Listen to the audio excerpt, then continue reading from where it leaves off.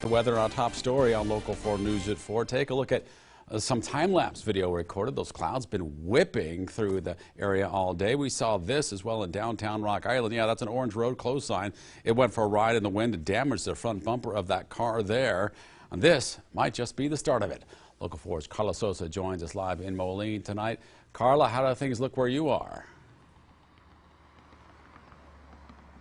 Hi, Jim. We've been driving around the Quad Cities to see if the wind has caused any damage.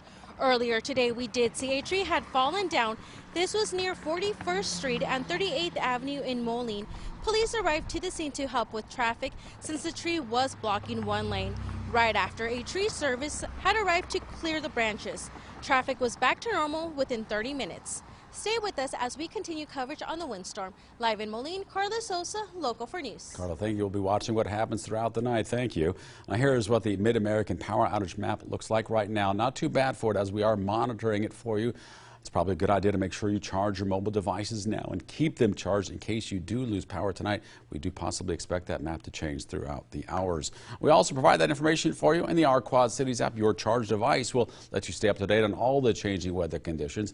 Make sure you are safe and use the app then to send us any videos or pictures of any damage you see, all on the app. And make sure you are safe before you do so.